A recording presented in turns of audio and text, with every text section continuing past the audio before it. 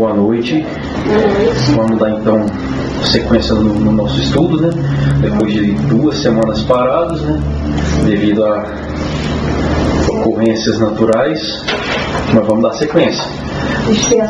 Então quase que dá para o Marcos voltar e dar o curso todo de novo, né? Mas então vamos lá. Não sei quem aqui, os que estavam aqui no último curso, lembra que a Lívia terminou com Paulo, né? A conversão de Paulo, e Paulo havia passado por Tarso, havia sido rejeitado pelo próprio pai, e ele, em transmediúnico numa caverna aos arredores de Tarso, ele se encontrou com Estevão e com Abigail, né? E a gente terminou com aquelas 4 dicas que ela deu para ele, né? Era ama, trabalha, espera e perdoa. Né? Isso foi para a última aula, vocês podem acompanhar depois. Então, depois disso, Paulo se estabeleceu em Tarso, montou sua tenda, que ele era tecelão, e começou então a trabalhar em Tarso. E o convite para o trabalho. Antioquia, Paulo, ainda Saulo, né? Ainda Saulo. Isso ainda não havia recebido o nome de Paulo. Antioquia, a gente está falando não Antioquia do Egito, essa Antioquia da Síria. Tá? Tem 2 Antioquias, a gente vai ver depois aqui no mapa. Era um dos maiores centros, começou, era a 3ª maior cidade do Império Romano. Então era um centro, então ali era muita convergência de muitos viajantes. Então era uma cidade muito grande, e ali começou um dos núcleos da nova doutrina, do Evangelho de Jesus, e uma das maiores, e começou a ter muito trabalho, né? Ali havia um discípulo, o irmão de Maria Marcos, a mãe de João Marcos. João Marcos é o evangelista Marcos. Colocou-se Marcos para não ter problema com o outro João. A gente conhece por João Evangelista, né? Então ele chama-se João Marcos. Então é o mesmo local também que Jesus fez a última ceia. A gente foi na casa deles, a última ceia com os apóstolos, foi na casa de João Marcos, tá? De Maria Marcos. O discípulo chamava-se Barnabé. Barnabé era irmão de Maria Marcos, e Barnabé foi designado então para ir para Antioquia. Porém, os trabalhos lá começaram a ficar muito intensos.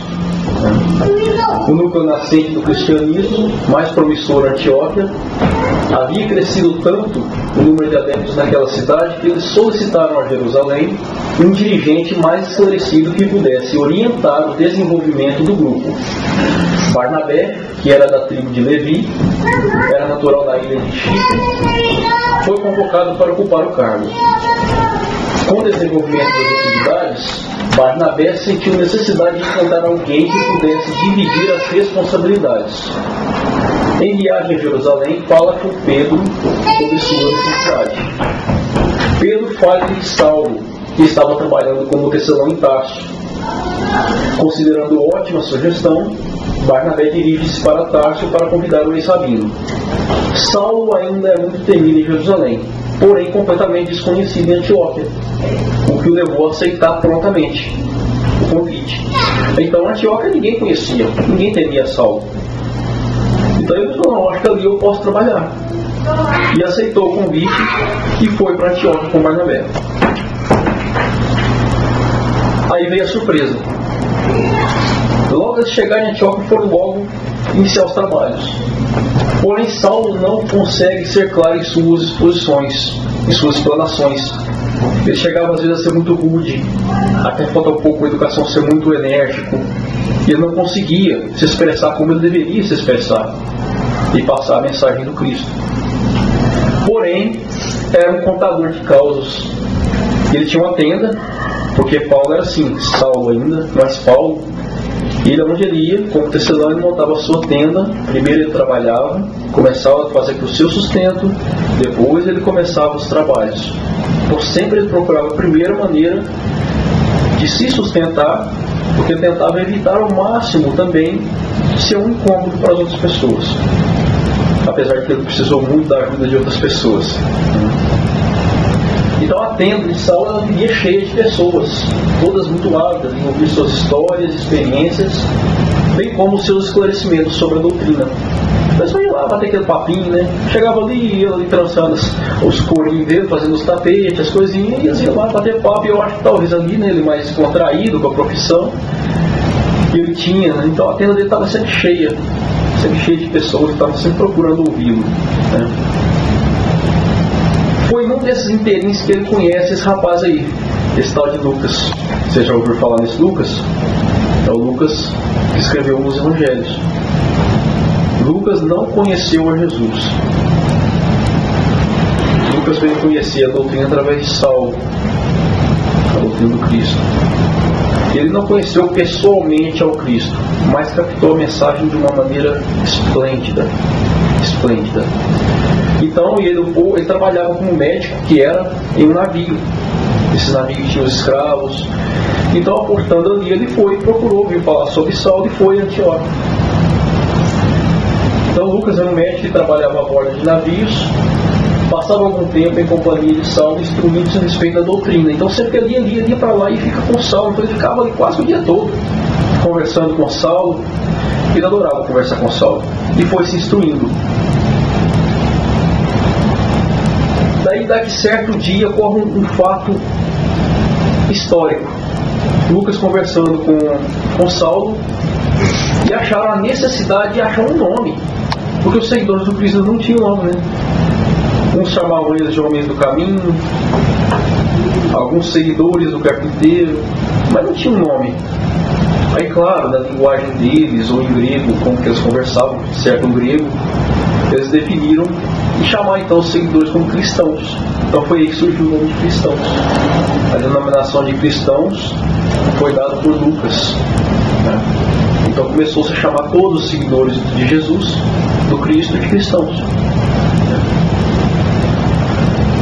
E os trabalhos iam longe em Antioquia. Está vindo tudo bem, belezinha, né? Quando eles recebem um mensageiro. Só que esse mensageiro, ele não foi um mensageiro que chegou ali a cavalo, não, gente. Antigamente o povo tinha muito o costume de pegar um médium, que esse médium profetizasse. E um dia tinha um médium em Jerusalém que preveu que teria grandes dificuldades em Jerusalém. Pedro até que não deu muita importância e tal, mas aí quando veio as dificuldades, ele teve que recorrer a Antioquia, recorreu a Saulo e a Barnabé. Então, o que foram as dificuldades em Jerusalém? Em termos gerais, para todo mundo, né? Para todos que ali viviam, né? Teve epidemias e muita falta de alimentos necessários mesmo, né? Então foram a todo mundo, a todos. Aos cristãos, né? Tiago Zebedeu, que é irmão de João Zebedeu ou João Evangelista, que eram os apóstolos, todos dois eram os apóstolos do Cristo. Ele é preso e é executado por Agripa, a fim de aplacar a fúria dos judeus. Felipe e João são obrigados a deixar Jerusalém. Pedro é preso a solicitar o corpo de Zebedeu. Somente Tiago, Alfeu, pode continuar com as atividades na casa do caminho. Porque apesar de Saulo ter sido convertido, o movimento que ele iniciou continuava. O movimento ainda estava a todo vapor e perseguindo muitos cristãos. Esse rapaz que ficou, Tiago Alfeu, que era um dos discípulos do Cristo, dos seguidores, um dos 12, eles só pouparam ele que um dia que eles chegaram lá para prender eles, e ele com medo, o que ele fez? Abriu as escrituras, a Torá, se ajoelhou e começou a orar. E eles chegaram e viram aquilo e falaram, não, esse rapaz aqui, ele é o cumpridor da lei. Esse aqui é bom. Então eles concederam, de certo modo, ele tinha uma certa influência, uma certa moral que o permitiram continuar cuidando ali da casa do caminho. Porém, esses outros aqui, Pedro foi preso, né? João e Felipe tiveram que sair, libertaram eles só. Vamos libertar vocês, mas vocês vão embora daqui. Aqui vocês não ficam. E o irmão de Tiago, tinha outro? João. Tiago. O que foi executado? É. Era João. O que foi exilado. Então, aí vai para cá em Jerusalém? Sim, para cá fúria. Porque eles estavam pregando a doutrina que não cabia na cabeça dos judeus. Infelizmente, aquele povo, como até hoje a gente sabe, não receberam a mensagem ainda. Então aquilo estava uma fúria tremenda entre os sacerdotes do templo, e por mais que eles perseguissem, por mais que eles procurassem, eliminassem um daqui, um dali, e depois o maior líder deles, que estava liderando esse movimento, o que acontece com Saulo? Se converte. Então é como se ele tivesse condenado ele à morte a fim de, como se ele estivesse punindo a nova doutrina. Vamos dizer assim que ele quis dar um aviso para os outros. Uma forma de aplacar, que eles falam ali, aplacar a fúria dos judeus. Quando Agripa fez isso aí, o que ele fez? Ele sossegou aqueles que queriam alguma coisa. Não, peraí, ele está fazendo alguma coisa, executou um deles. De certo modo também não avisa para os outros, entendeu? E se deu a execução dele, dessas na verdade foram as finalidades. Acalmou aqueles judeus e de certo modo pensou, né, com isso eu dou um aviso também para os outros, né? Ó, vocês estão vendo o que está acontecendo, né? Então essa era a intenção dele quando ele executou, tá? Mas o João é primo. Esse João, Filipe João, não foi o único que não foi crucificado, não foi morto. É esse João. Na história toda, a senhora quer se referir? O João Zebedeu, o João Evangelista, foi o último dos apóstolos, dos 12, a desencarnar. Ele desencarnou velhinho, tanto é que ele psicografou, ele recebeu diretamente de Jesus o livro que a gente conhece como Apocalipse. Tá? Por fim ele já estava exilado em uma ilha, na ilha de Patmos. É outra história que depois a gente tem que estudar, tá, em outro momento, tá? Mas sim, ele foi ele. O irmão dele, coincidente, o irmão dele, Tiago, foi o primeiro e a desencarnar ele foi o último. Esse não é aquele que foi degolado. Não é o Batista, tá? O Tiago Zebedeu tinha um irmão também chamado Tiago, né? Não. Tinha um outro irmão. Tinha um outro Tiago. Qual é o nome? Era Tiago de Alfeu. Tiago de Alfeu, né? Acho que, se não me engano, eram 3 Tiagos. A gente teria que voltar atrás. Tiago maior, Tiago menor, Tiago. Eram os nomes. Porque na verdade os nomes eram muito comuns. Os nomes na época eram muito comuns. Tá? Então dá para confundir. Não pelo nome, né? Mas com o tempo vocês vão pegar isso aí. Podemos seguir?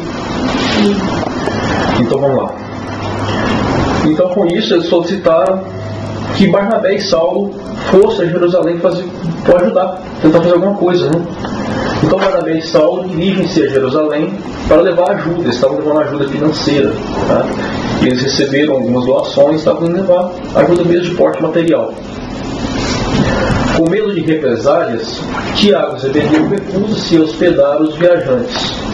Os mesmos dirigem-se à casa de Maria Marcos, onde se reúnem os descontentes com Tiago e Zebedeu. Então eu acho que aqui está errado, eu creio que não é Tiago não, viu, gente? Eu acho que esse texto aqui está errado, eu creio que não é Tiago e Zebedeu, porque Tiago foi executado. Aqui não é Tiago de Alfeu, tá trocado. Vocês façam aí esse joguinho de memória. Então foi Tiago de Alfeu, não Tiago Zebedeu. Tá? Então Tiago Zebedeu havia sido executado, Tiago de Alfeu ficava aqui, teve um erro de digitação e só troca. Faça esse joguinho de memória e troca para Tiago de Alfeu. Então o Tiago de Alfeu era lá em cima também. Exatamente. Com medo das represálias, Tiago de Alfeu, que estava à frente da casa do caminho, porque eles permitiram que ele ficasse, achou que era melhor, por prudência, que eles não se hospedassem ali. Então eles foram para a casa da irmã de Barnabé, de Maria Marcos. Então lá eles se reuniram porque estavam descontentes com Tiago de Alfeu. Lá discutem os rumos do cristianismo, chegando à conclusão de que, pregando somente aos inflexíveis judeus, não obterão o sucesso esperado. Por que eles estavam descontentes? Porque, com medo da represália, Tiago de Alfeu começou a fazer da casa do caminho uma sinagoga. Ali só se liam os textos da codificação de Moisés. Ele começou a dizer que todos, para serem cristãos, haviam de ser circuncisados. Então eram grandes polêmicas que foram gerando e que demandaram umas certas providências. Isso não era ensinamento de Jesus? Nunca foram. Então fala que circuncisado. Nunca foi, apesar de Jesus ser um judeu, Jesus ter sido circuncidado, nunca foi uma exigência dele, porque Jesus sempre atendeu a judeus, a não-judeus, a todos. Então ele nunca fez distinção nenhuma disso. Então isso nunca foi necessário para compreender a mensagem de Jesus, porque a mensagem de Jesus não é recebida pelo seu corpo, é recebida pelo seu espírito. Então, de que forma você está, independe. Então por isso que ele nunca quis isso. Então vamos seguir, porque é bem grande.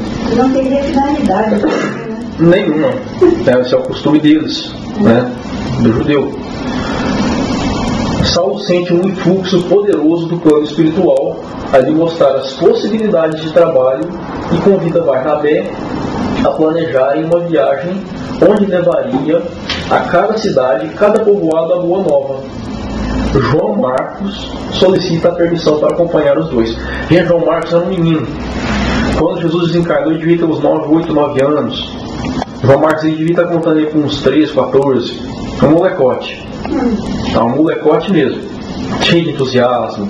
E como todo judeu, sempre entusiasmado com esse tão esperado Messias, né? E achou lindo a mensagem de Jesus e placou aquilo mesmo de coração, e aquele entusiasmo de jovem, né? Não, eu quero ir com vocês, e colocou um entusiasmo tão grande que falou, vamos ter que levar esse rapaz, ele está disposto mesmo ao trabalho, né? Convenceu a Saulo e Barnabé. Barnabé é o tio dele. Não, vamos levar ele. Então planejaram a primeira viagem. Quando é que Saulo se torna Paulo? Já. Daqui a pouquinho. Jesus já foi crucificado. Já. Há muito tempo?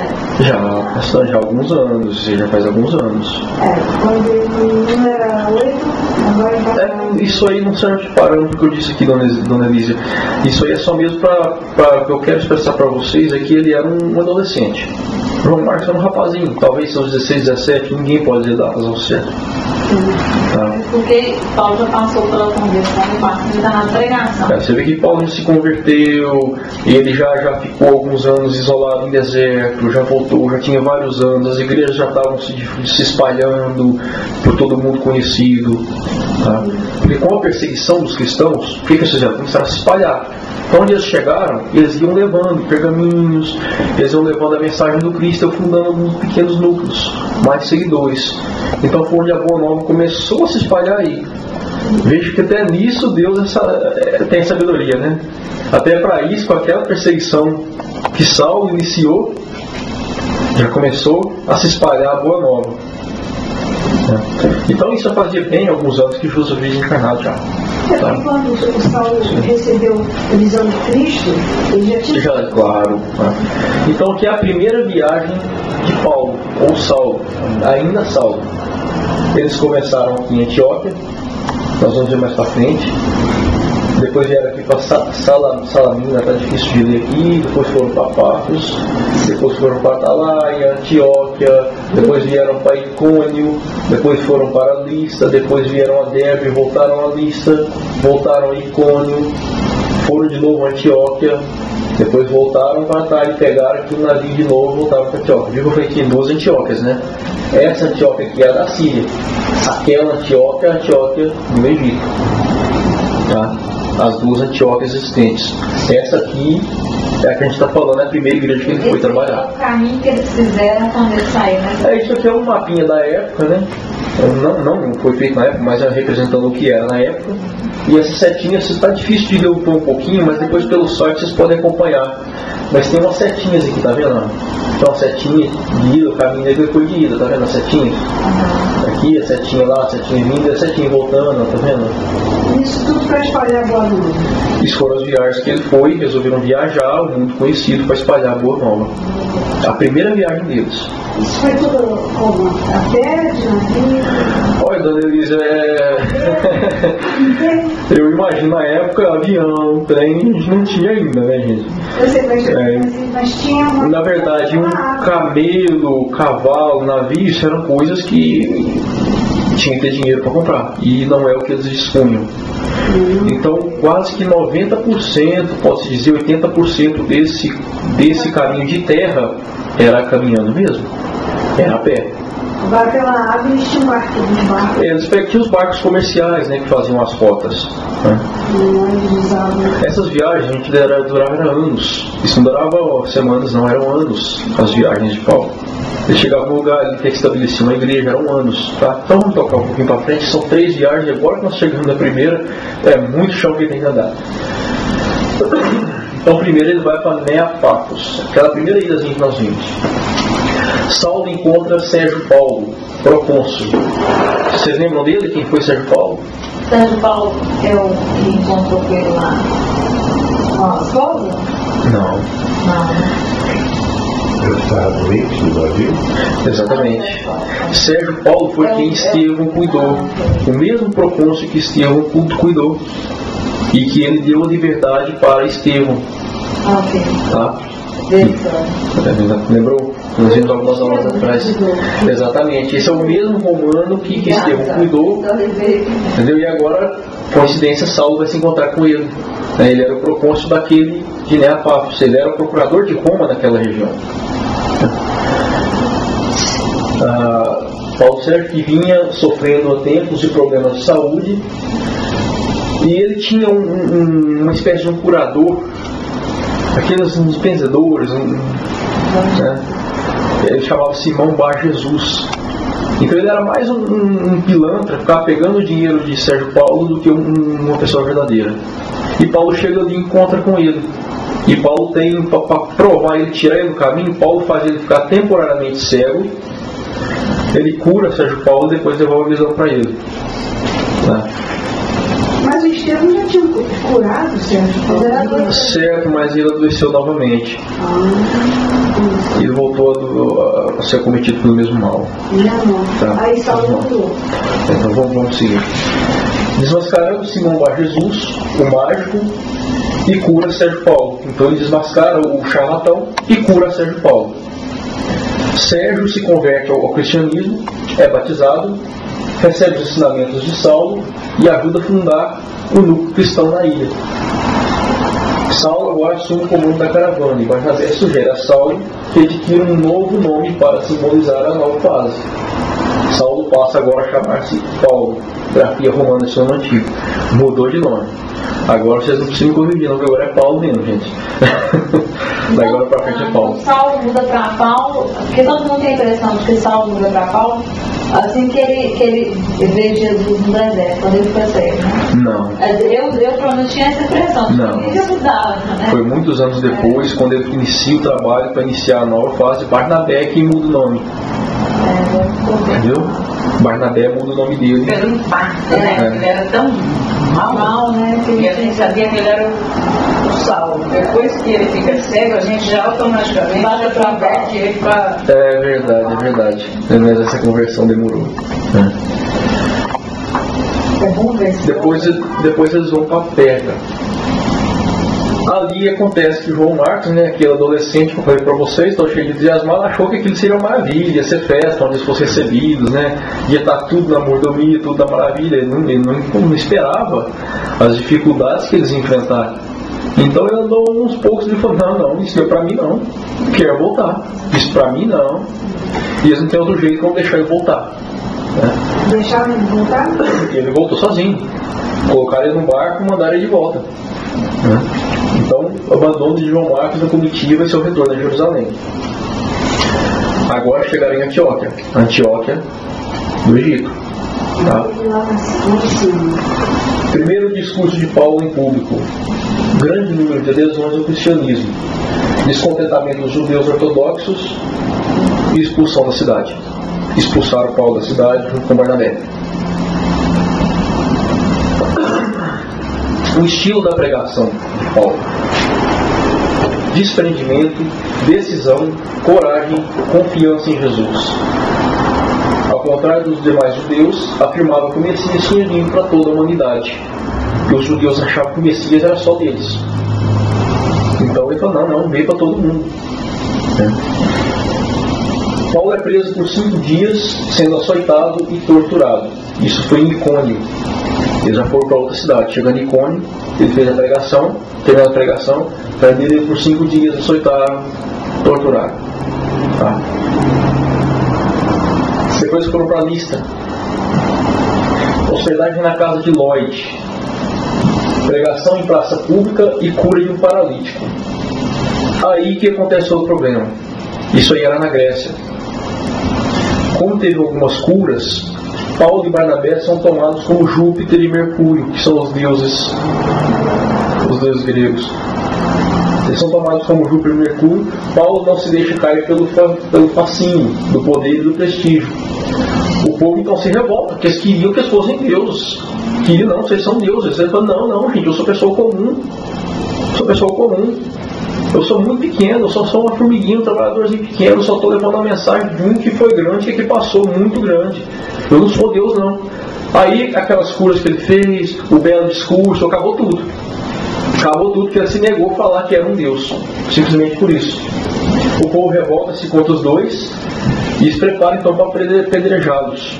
E apedrejar eles. Ele então se lembra de Estevão. E passa na cabeça de Paulo. Fala, não, se eu desencarnar aqui apedrejado, está de bom tamanho. Porque o que eu fiz com Estevão, eu fico até satisfeito se isso acontecer. Vou aceitar de bom grado se Jesus assim achar que deve ser. E ele se lembrou então de Estevão. Eles foram salvos por Timóteo. Timóteo era neto de Lloyd.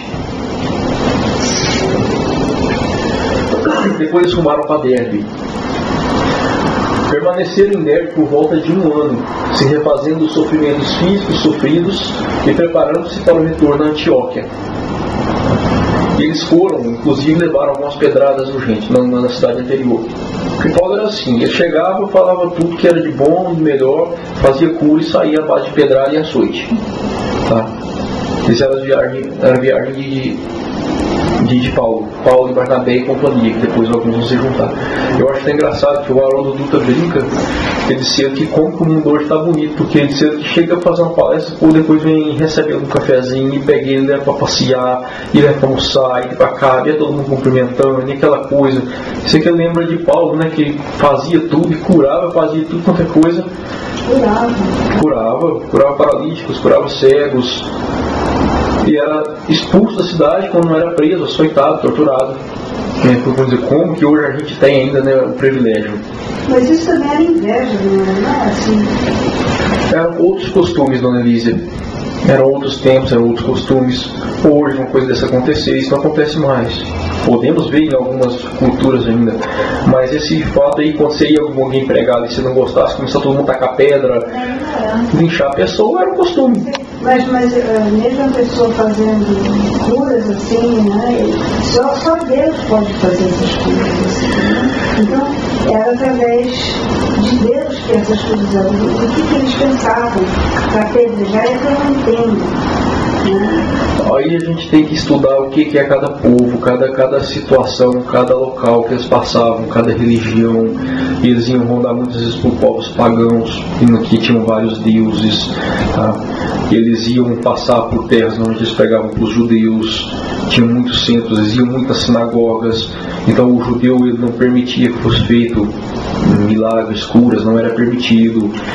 Então a gente tem que também se aprofundar depois um pouquinho para estar estudando mais como eram os costumes da época, os costumes dos povos, para te entender também o porquê disso. Isso envolve a evolução do planeta que a gente vive, né? Então era assim porque... O conhecimento e a consciência que na época não tinha. Hoje você tem o conhecimento, você tem que você tem sua mão aí, entendeu? Isso aqui que o Marcinho está trazendo é uma forma de trazer mais conhecimento, de esclarecer mais. Se você ainda tem dúvida, você imagina naquela época, aquele povo que não tinha esse conhecimento, não tinha alguém, era um impacto muito grande para eles. Exatamente. Mas eles traziam toda a verdade, eles traziam o evangelho.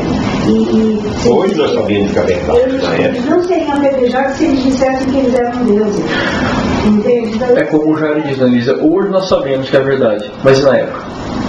Né? Então a gente tem que analisar muito isso aí também para a gente não sair criticando aqueles povos, aquelas nações. Muita coisa ainda não fala. Exatamente.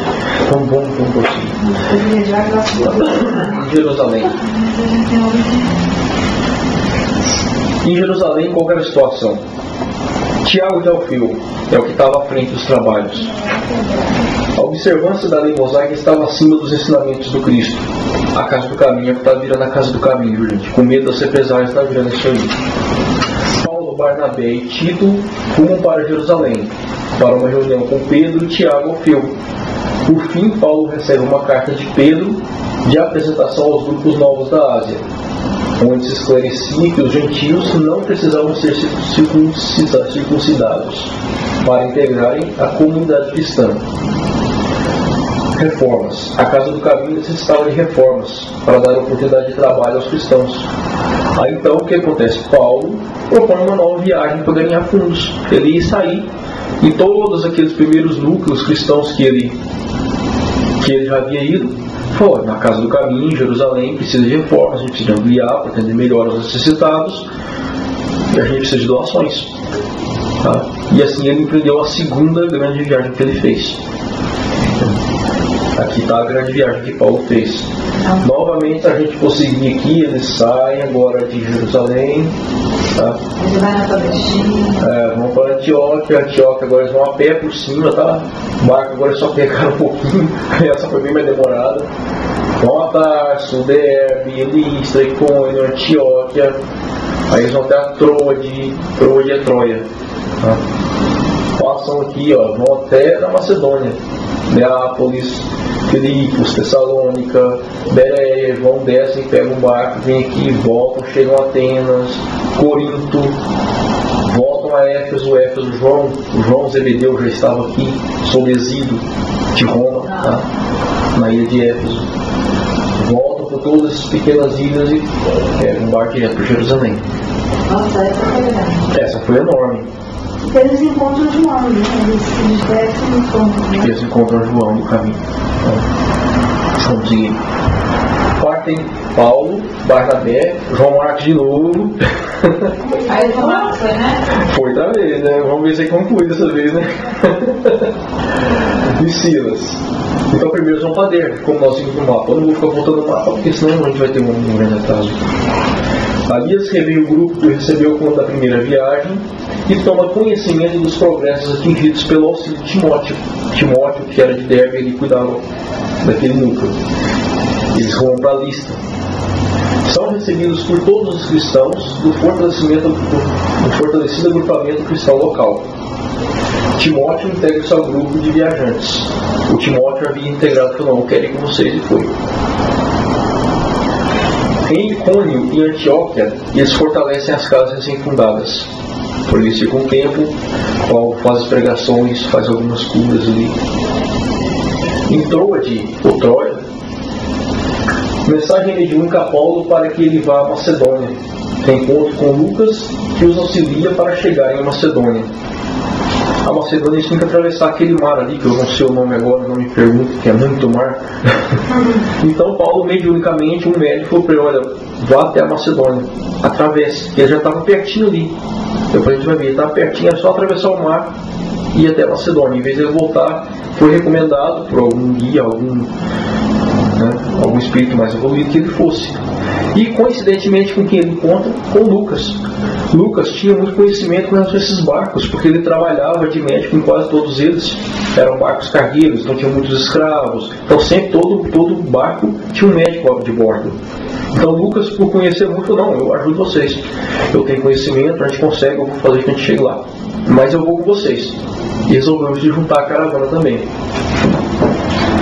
Então eles atravessam, vão para Neápolis. Lucas é convencido a juntar-se ao grupo. Ele se juntou ao grupo, como a gente já disse.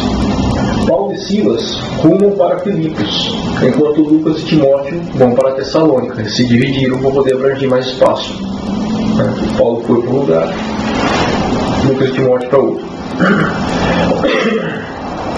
Em Filipos, Lídia oferece seu lar para fundar o primeiro núcleo cristão do continente europeu. Paulo cura uma serva de obsessão, revoltando a população que estava acostumada às previsões da obsediada.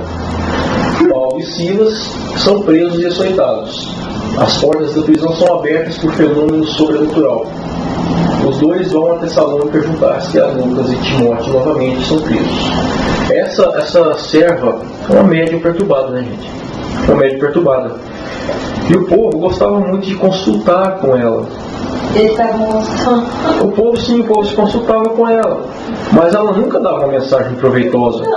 Porque ela era uma médium não treinada, ela era uma médium que ela estava conectada com outro tipo de espírito, não ia dar nenhuma mensagem proveitosa. Mas o povo gostava. Chegava para ela, ter uma corrida de biga amanhã, quem vai vencer? Essas coisinhas à toa. Depois sem proveito nenhum.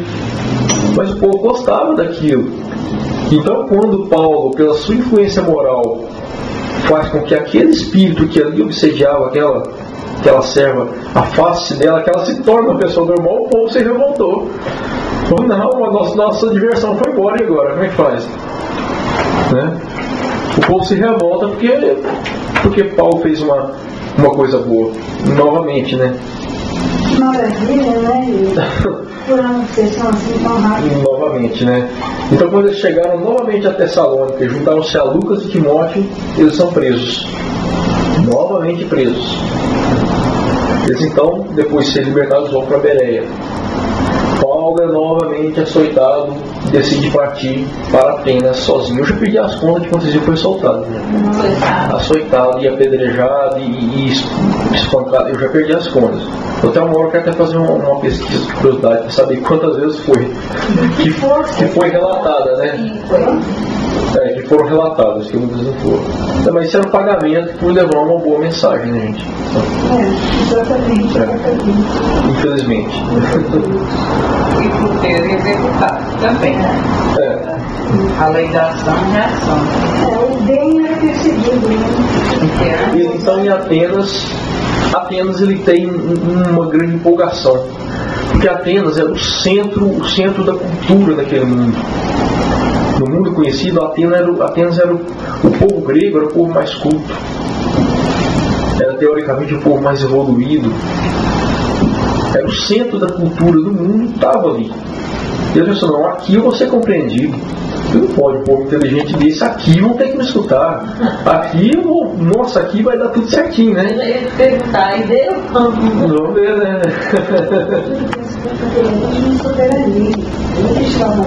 Porque eles tinham um pouco mais de esclarecimento, né?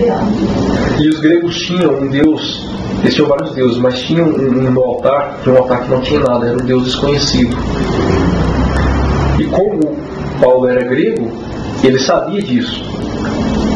Então ele prega para eles e fala, não, o Deus que eu trago é o Deus desconhecido. É o Deus desconhecido que eu trago. E ele fala de vários assuntos, ele fala de ressurreição. E ele pensou cultura versus conhecimento, a cultura e conhecimento, ali ele seria bom, bem recebido, né? Porém, ali tinha muito materialismo, muita soberba. E eles não captaram a mensagem dele. Infelizmente não captaram. Era esse aí que eu estava achando lá no Afonso lá. Era o Acre e Priscila. Exatamente, Acre e Priscila foi que ele ficou no deserto com eles por um bom tempo, aquele casal. E dizem que ele foi fazer uma pregação em Atenas, lá naquele monte lá que tem aquele templo lá, aquelas ruínas. Diz que quando ele começou a falar de ressurreição de Deus, que o povo foi saindo tudo devagarzinho, foi saindo, não ficou ninguém. Não ficou ninguém. Tá? Então ele chegou à conclusão que apesar de ser um povo muito culto, ali também não seria recebido. Que não foram muito para isso que a mensagem fora feita. Também, mas não seria isso. Ele só falou do Deus desconhecido para atrair as pessoas. Ele tentou associar eles, porque eles tinham esse Deus desconhecido. Não tinha uma imagem, não tinha nada. Então ele tentou associar para eles para o Deus desconhecido, que era o Deus que ele trazia.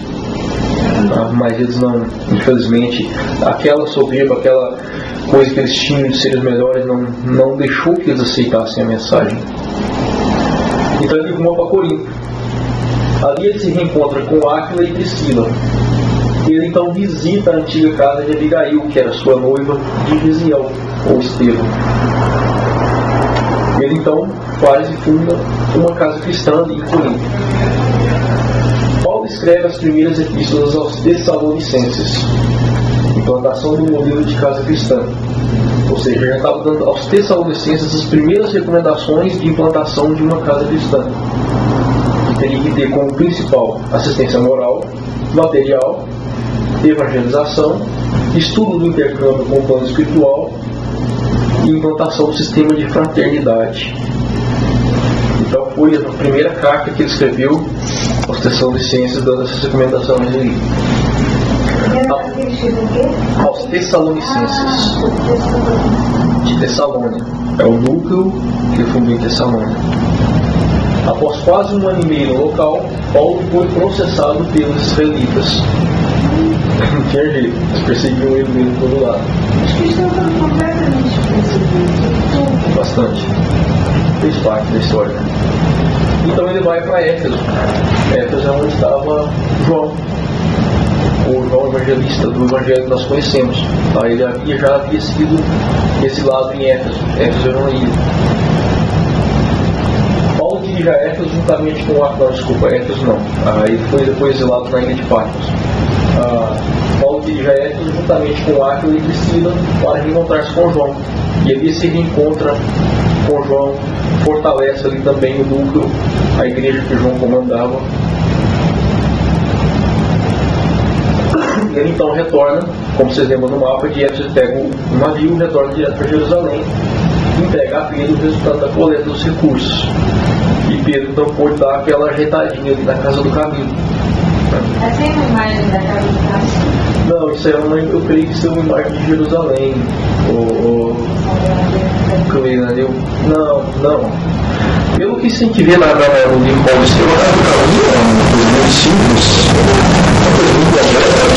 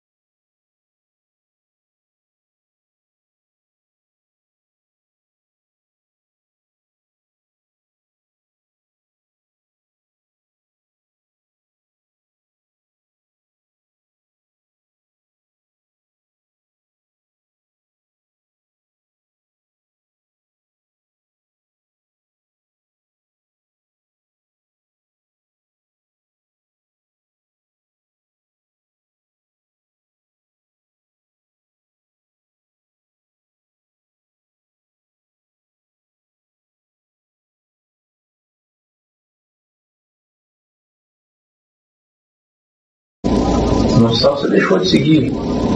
Porque também o judaísmo em si não é uma coisa ruim. O judaísmo é muito bonito. Quem for ler o Antigo Testamento é uma coisa muito linda, muito bonita. Só porém que Jesus veio trazer uma mensagem mais completa. Exatamente. Então não é que exista um hebreu e cristão, as duas coisas. Talvez possa até ter alguém hoje que ainda siga o judaísmo, porém simpatiza bastante com o cristianismo, mas não é um hebreu. Um judeu é cristão. Simples. Não tem mistura. Que podia ser hebreu e ser cristão. Bom, ele pode ser hebreu de origem, raça hebreia, e ter se convertido ao cristianismo. Mas eu creio que um judeu, seguindo o judaísmo e seguindo o cristianismo, isso acho que isso possa ser possível. Eu acho que é possível. Então essa terceira e última viagem que Paulo faz, a maior de todas. Porque dessa vez ele subiu lá em cima, desceu, em vez de vir direto ele volta, né? E faz o caminho inverso. Então vamos lá. Ele passa por Listra, Derbe, vai a Icônio, vai em Antioquia, sempre reforçando todos, porque já era a terceira vez que ele fazia viagem, passando reforçando novamente. Ele esclarece aos núcleos sobre suas epístolas. Ele sempre vai passando, porque as epístolas iam rodando de mão em mão. Chegavam no núcleo disso, pegavam, nossa, copiavam, o mensageiro copia para outro, copiavam. Então eles tinham muitas dúvidas às vezes. Então ele ia novamente e chegava, bom, essa epístola que você escreveu para os comandos aqui, dá para dar os três aqui, pode dizer que você mandou para testar os Tessalonicenses aqui, dá os três, nós não entendemos isso aqui direito. Aí ele ia esclarecendo esses núcleos, porque as epístolas não ficaram centradas naquele local que elas eram destinadas, como elas foram também espalhadas, porque as orientações para um núcleo, mas que valem para todos, né? Aí eles vão novamente a Éfeso. A igreja sofre grande influência da sinagoga local, e Paulo passa 2 anos pregando e batizando. Somente após realizar fenômeno de voz direta, vidência e curas, foram que o povo despertou para o cristianismo. Enviou epístolas aos Coríntios e a Gálatas. Alguns cristãos locais são presos devido a tumultos causados por pessoas contrárias à difusão da boa nova. Solicita a Timóteo e Erasto que fossem a Filipos. Então, lá em Éfeso, onde estava João, a influência do judaísmo começou a tomar conta de novo, e ele ficou 2 anos. E devia ter que fazer fenômenos de voz direta, uma coisa muito rara, curas, até que o povo se convenceu que não, é realmente o cristianismo. É o cristianismo. Não, aí o povo voltou e seguiu no mundo novamente. Só foi fazer isso por 2 anos. Fez isso por 2 anos. Aí houve revolta, ele seguiu o caminho. Tá? Porém, alguns cristãos, ele ficou lá 2 anos. Porém, alguns cristãos locais são presos porque tinha tumultos. Tinha um grupo que era a favor, tinha um grupo que era contra. Então, às vezes, que topava na rua, dava um tumulto. Um começava a discutir com o outro, juntava aquela turma de um e começava a discutir e aquilo dava um tumulto. Alguns foram presos, porque eles eram considerados os tumultuadores. Porque os outros ficavam por muito tempo. Eles que eram a religião nova. Então eles, não, peraí, depois de chegar começou isso aqui, antes estava tudo na paz. Vocês são os tumultuadores. E foram presos. Entendeu? Em Trode, eles encontram Lucas, que a partir daí nunca mais abandonou a Paulo. Lucas então ficou lá de Paulo até os entradas de Paulo. Estava bem próximo. Já estava bem próximo.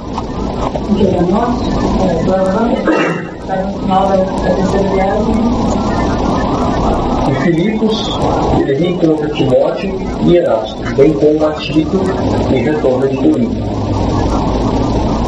Em Tessalônica e Bereia, passa rapidamente por esses locais servindo as igrejas, dando a mensagem dele, é claro, mas a Bíblia passou rapidamente.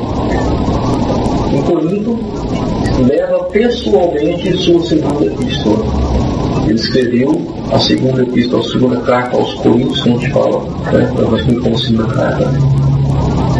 Ele levou pessoalmente. A segunda carta grande, eu vou falar com Sim, eu acho que é essa. Eu acho que é essa. Não, isso não é comercial, não é pedaço dela.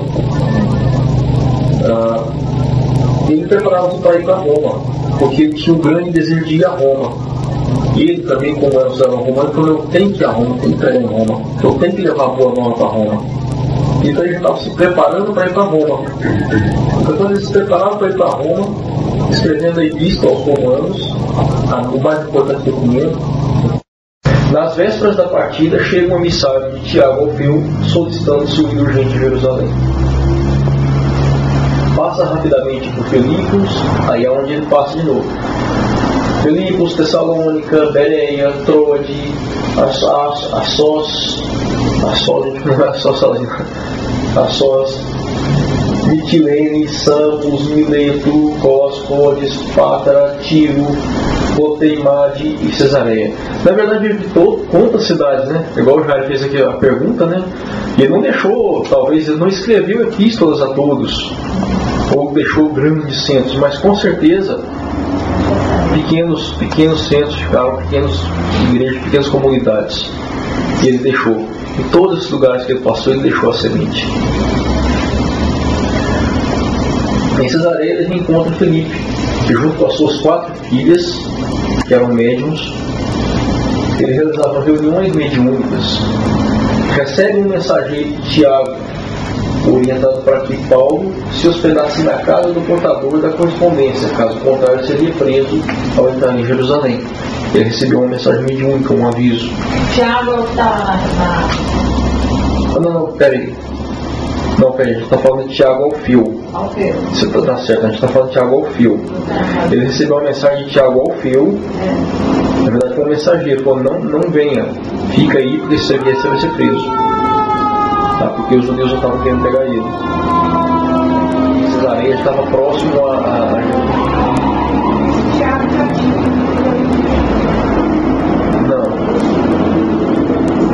Não, esse é o Tiago de Alfeu. Esse Tiago de Alfeu que cuidava da casa do caminho.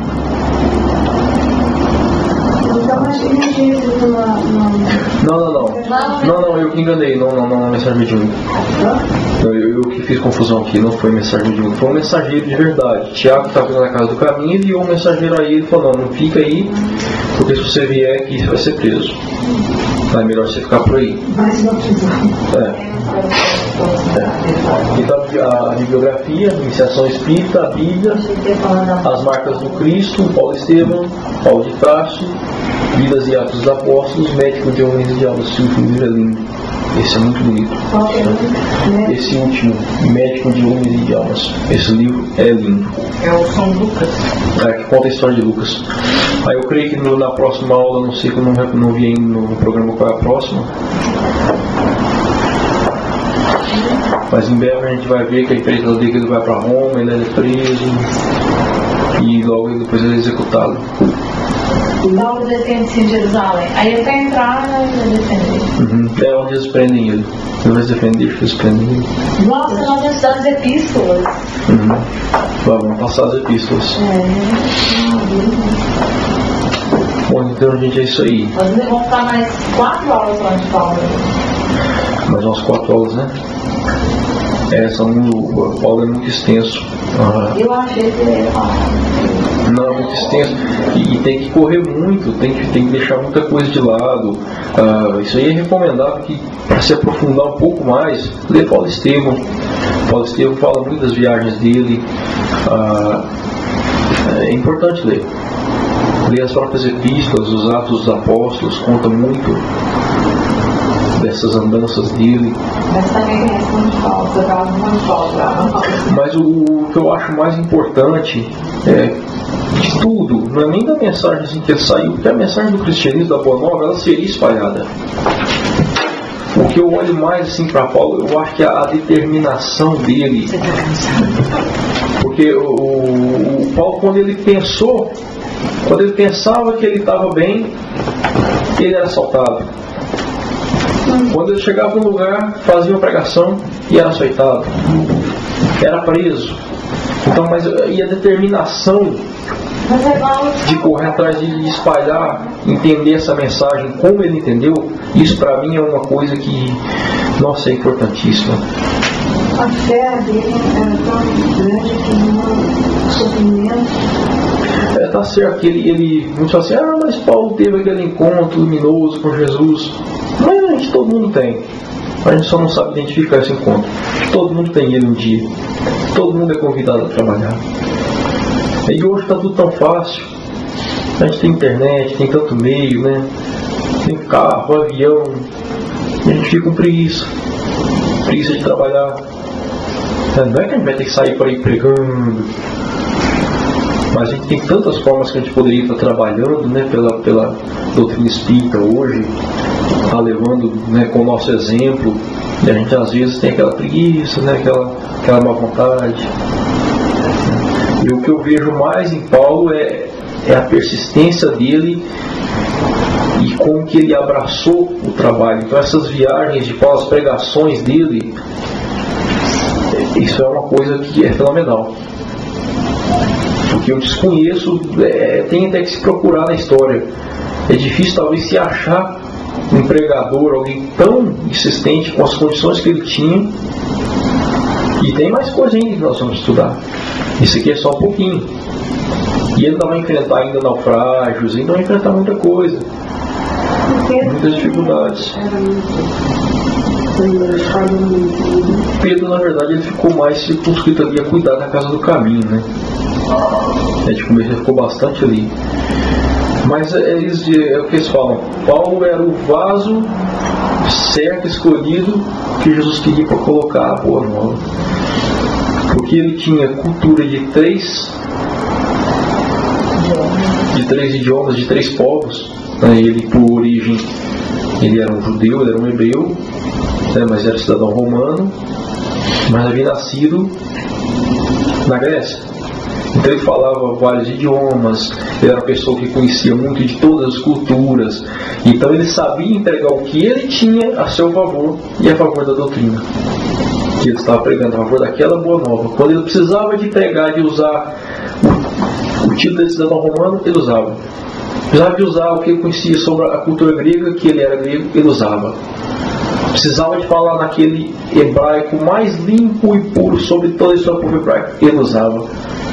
Então, ele tinha para o mundo da época, ele tinha tudo.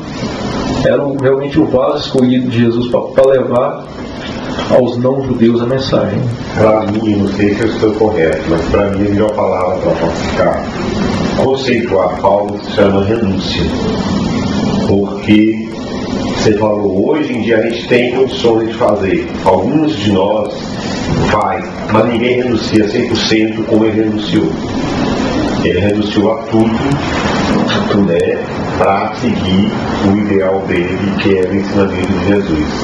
Só não renunciou ao Cristo, né? Porque ele abraçou o Cristo. Ele abraçou o Cristo. É verdade, mas então é isso aí. Então a gente vai...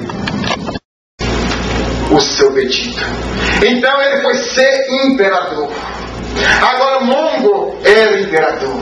E ele sendo imperador